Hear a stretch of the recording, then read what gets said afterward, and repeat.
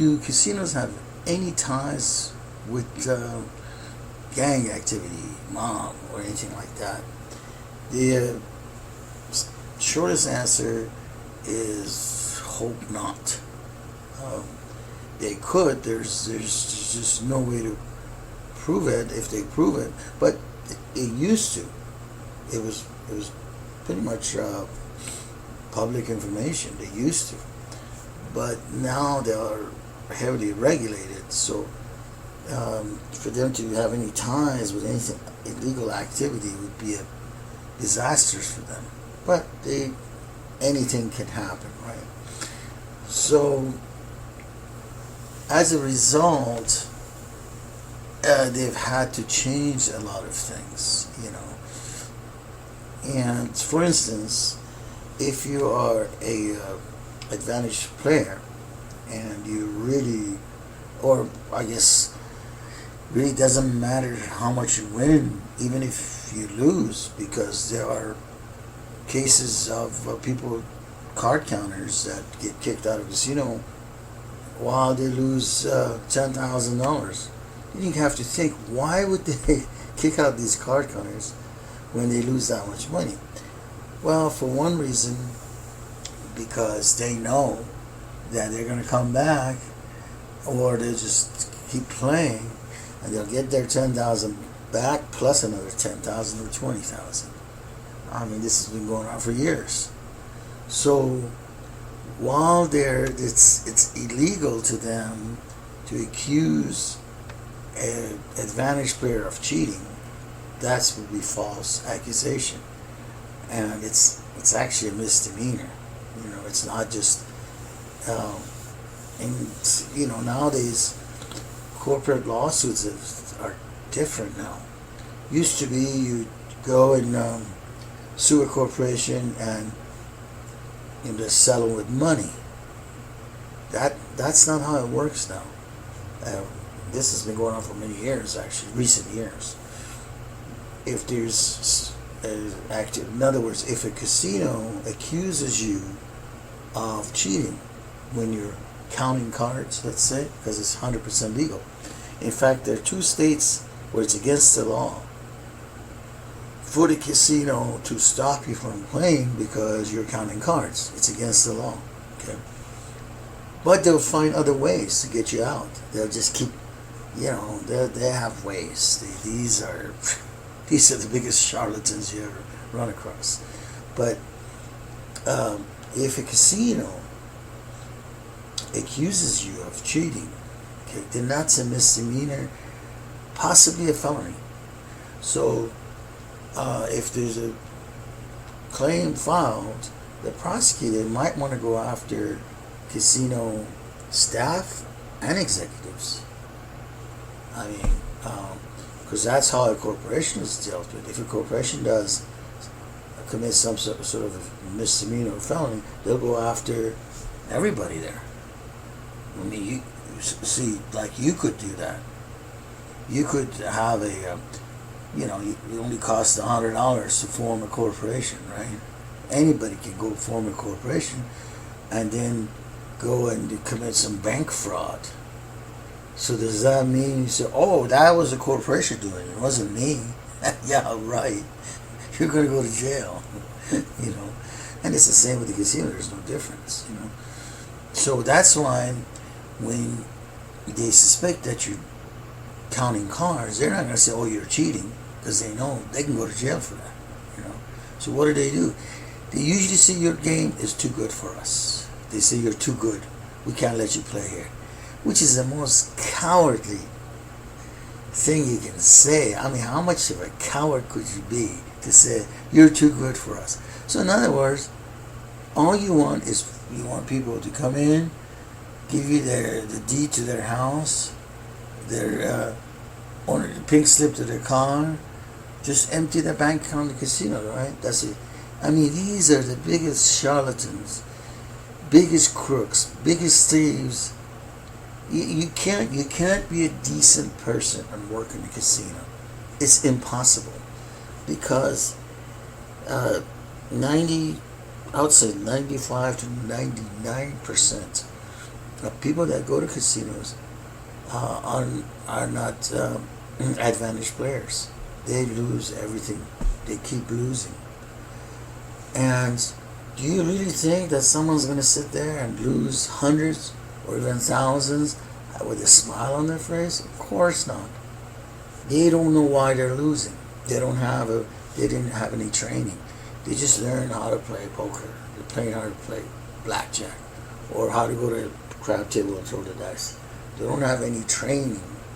So they keep losing, and as they lose, they cuss at these dealers and managers and restaurant people, and I've heard just things that come out of people's mouth towards these dealers are indescribable. I mean, they say the worst possible things to them.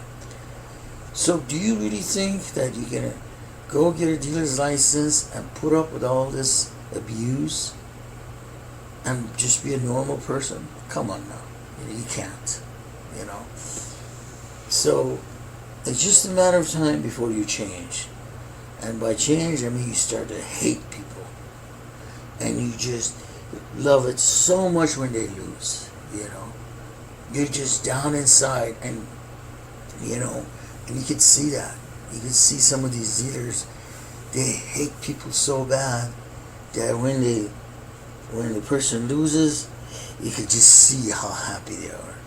And then when they win, you can see the anger, you know. But that's the business we're in. That's just how it is, you know. And you got to get used to that. So, saying all of that, to say that there is no such thing as a decent person in the casino, and don't expect it. Don't expect anyone to be your friend. Some of them are new. You know, you're gonna get dealers that are new and they just haven't been ruined yet. You know, but it's a matter of time. And some of them are such evil people that they have this image where you trust them. You cannot trust a single person in that place because it's the most crooked place. These people are just a group of thieves and the worst people you ever met in your whole life. Okay, so the best thing you can do, the best public service you can do, is research and get better and take all their money. Okay, because they've taken people's endless thousands of homes from people. They've torn up families, divorces, marriages. They've taken people's cars, bank accounts, and they're laughing because, and they actually take your house, car, kids, and everything, and they will kick you out of the casino. And they laugh at you. They come outside.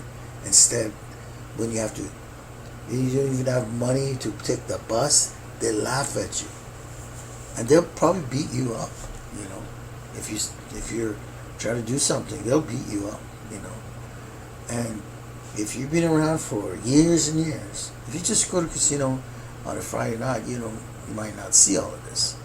But if you're there, like a lot of advantage players, if you're there every day, you'll see all of this. And more reason why you should work harder and just take every penny they got, because it's the biggest public service you can do. But as far as their relations to gangsters, and there's I'd still be careful, because what is a security guard that works there? It's just a scum, you know. It's not someone you can have any respect towards, you know, because they're part of the game. So, so I'd be careful. I wouldn't try to be a tough person and try to fight or anything if they're taking your money, because they will take your money if they see that you have skills. When you take your chips to the window to cash out, they ask for your ID. Says, why do you want my ID? Why didn't you ask me for ID when I entered the place? And they say, well, I want to see whatever. They come up with some stupid excuse. But what they want to do is they want to scan it so all the casinos know they don't let you in anymore. That's why they ask for ID. And if you refuse to give them an ID, they say, well, then we can't cash you out. So can I have my chips back? They won't give it back to you. You just lost that money. And it's happened hundreds of times where the person went back with the gaming commission or whatever, whoever they want, attorney or whatever. This is what chips? They say you didn't even have any chips. You see, they just stole your money. But I wouldn't say they have ties with the gangsters or anything. But those security guards, it's a private business, you know. It's just like go to your nightclub. A bouncer can just beat the hell out of you, and they have a legal right to do that. It's because you're inside someone's property, and technically you are causing trouble, basically. So that's no different. So I wouldn't. You have to do everything as calm as possible, and in the paid section we go over all of this because that's part of the game. We'll teach you how to handle each situation the best we can. There are some cases, I mean, even if you go in there and you win $2,000, $3,000, and they won't give it to you. There are cases that you won't get it back, because you're not going to show. So you have to decide: do I want the 3,000, or do I want to show my ID? Because if you show your ID, then you have to get out of that area. All the casinos around them probably have a copy of your, especially the tribals, they communicate. They have a copy of your name and your picture and all that. So, you have to go, probably drive 2-3 hours. Maybe you can play there, but maybe not, So that's the decision you gotta make. It's $2,000-3,000. It's not your money. You want money, right? I mean, it took you 2-3 hours. You want $2,000-3,000. It's not the last 3,000 you're gonna win, is it? You're gonna keep playing, right? So if this is a decision you gotta make, But we go over that, Each area is different, and this is something we want to know too. We haven't played all over the country, so we like to know how each area works, and we have other players that we can talk to and see how each area handles these types of situations, and maybe we can help you with that particular area, So, but this is just a brief introduction to who you're dealing with and how to handle this situation. And please like the video if you like it, and subscribe. Thank you.